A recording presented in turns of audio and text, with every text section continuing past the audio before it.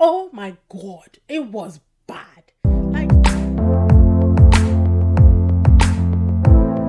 hi beautiful people, welcome to my channel. Today I'm talking about the Challenge USA season 2. And what rock have I been under that I have never seen this show before? I get it, I don't watch MTV. I stopped watching MTV 30, no, it can't.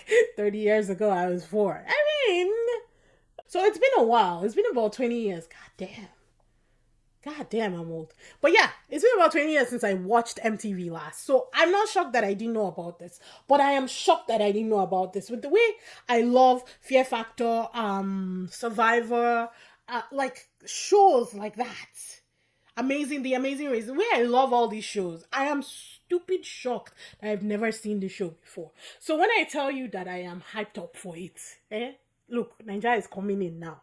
I am hyped up for this series because it combines everything that I love about the shows. The Amazing Race, Fear Factor, Survivor, Love Island, because obviously there's romance involved, and it's like someone just took the best parts of all these shows and put it in one for us to enjoy.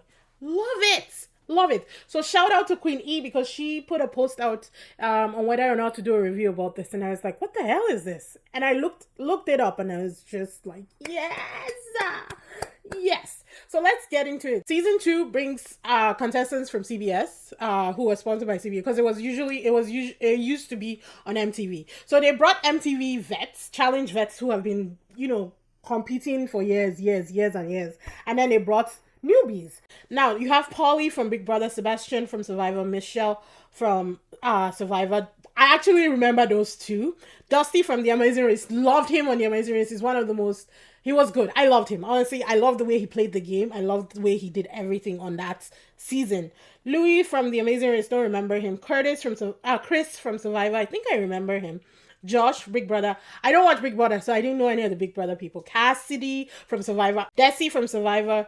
That's why Desi looks familiar. I didn't remember that she was from Survivor, but I was looking at her in episode 2 and I was like, she looks so familiar. She's so pretty, but she looks so familiar. That's why I watch Survivor, people. Like, love it. I'm waiting for the one that's coming in the fall. I think it's 45, maybe?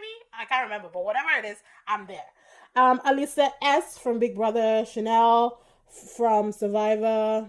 She was from 42, I think. I didn't recognize her at all. She looked like a whole different person. Love that for her. And a whole bunch of people. The vets are the ones that I'm actually really interested in, people. Wes, Bananas, Johnny Bananas, Tori, Amanda, Corey, John A. I don't know why it's pronounced that way, but Johnny, those are the vets. So there are 6 vets. 1, 2, 3, 4, 5, 6. Yes, 6 vets and a whole lot of newbies. And obviously they participate in challenges. Some of them already know each other, so they're coming in with already with problems from before. Some of them have had arguments inside the shows, inside the seasons, and outside of the shows. So they came in with all that drama, all that smoke. It was like hazy. We couldn't see anything anywhere, people.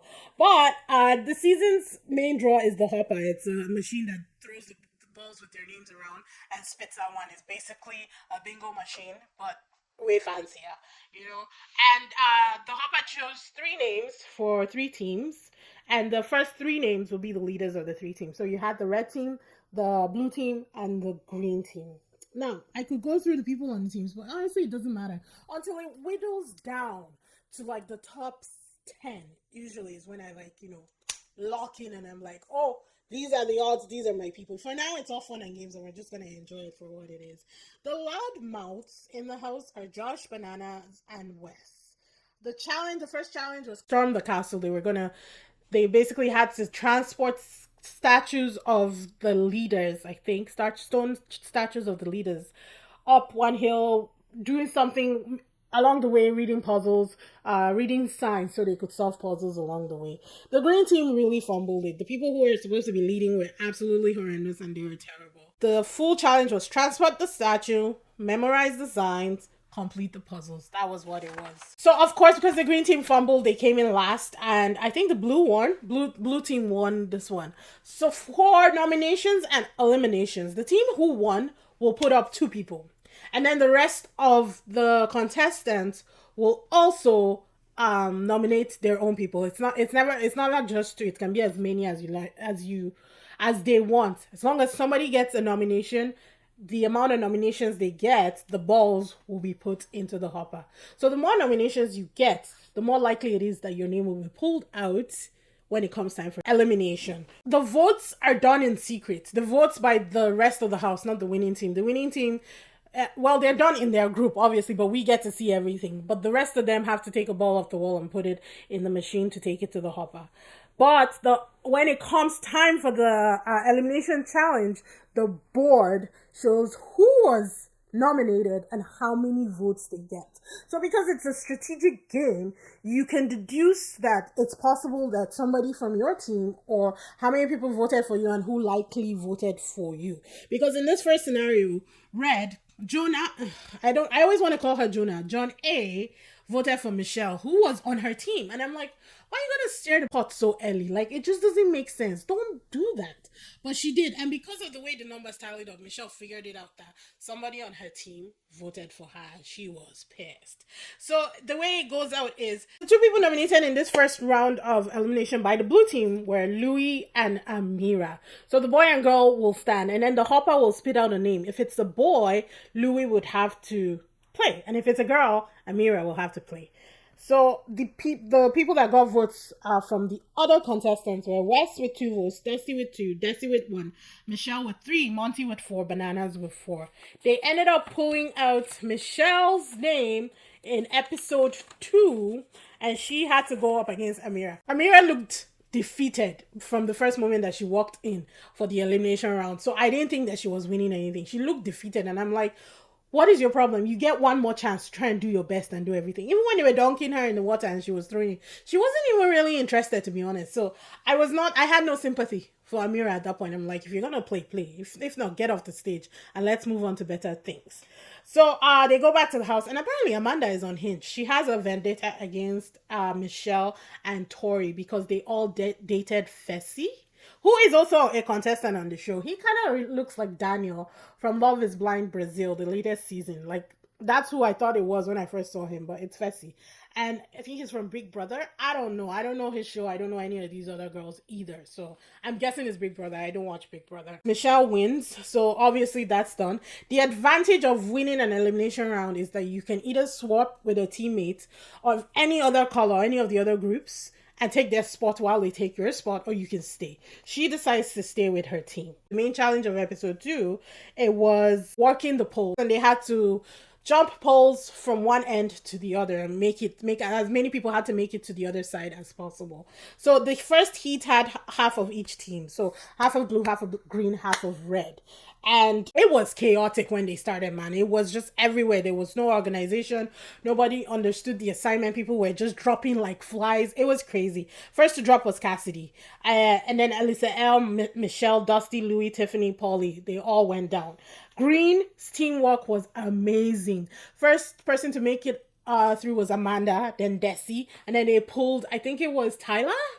The one with the curly hair. I think so. They pulled him up. So their teamwork was spectacular. The second heat, first to drop was Monty, then Tori, then John A, Alyssa S, Josh, Corey, and then Fessy.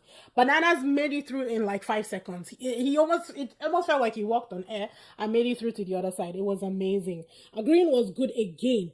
Desi had to go because they'd lost one team member in Amira the night before. So Desi had to do it twice. And she made it across twice. So that's big ups for her.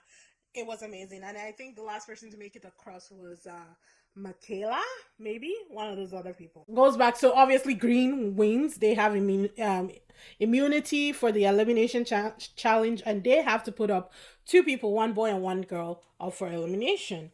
Back at the house, Tori is kissing Amanda's ass, and honestly, it was hard to watch. It's just like cringe. It doesn't matter what you say. The animosity between these girls and the heat that Amanda is bringing, it's not gonna change anything. She's gonna put them up as much as she can, whenever she can. So the green team decide to put up Tori and Bananas, who are both vets. Wes was trying to dissuade them and tell them that he was trying to get them to compromise. And when he started saying, are you willing to compromise? I knew he'd lost it. There's no way you're coming back from that. And all of them were like, no. They didn't say it out loud, but obviously they want the vets out of the game because the vets control the game if they stay, and they will win. The way Bananas made it through that challenge, it's like, yeah, get him out as soon as possible. So they put up Tori and Bananas, hoping that everybody else will vote at least two more vets, and that way, no matter what, a strong vet is going home for the night. The other people, Polly got two, Alyssa L got one, Dusty got three. I don't know why they're gunning for Dusty. Alyssa S got two, and Sebastian got one, Corey got two, and John A got five. So odds instantly put John A in the firing squad, and the hopper shoots out her ball. Bananas is safe, he can rejoin. The final match is John A versus Tori. When I tell you, you know what I said in my Hidden Strike video, that the way John Cena was manhandling Jackie Chan, that should have been illegal.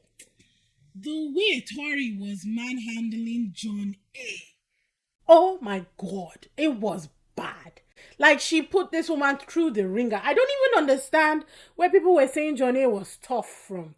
Because the way Tori was hitting and slamming her and throwing her, it was crazy. The scores ended up being 29-15. Tori wrecked her. Wrecked her. Oh my god, it was fan freaking tastic to watch. I actually got a new level of respect for Tori, because looking at Tori and John A, you would think that John A had more mass and probably would be able to defeat Tori. But from the first blow of that horn, Tori was a beast, and she came out swinging. And honestly, I think it put the fear of God in all the other female contestants, because there is no way they can survive it if it's one-on-one with them and Tori. Loving this show. Episodes are every Thursday and Sunday, so you guys will get, I think maybe I'll be doing two episodes together. I feel like that might be the best way to be doing this. But I'm loving it, and I hope that you guys enjoy the review. I hope you're watching, and I hope that you comment so that we can talk about this and go back and forth. But I will see you guys in the next one. Be sure to like, subscribe, hit that notification bell so you know when I post new videos. Bye!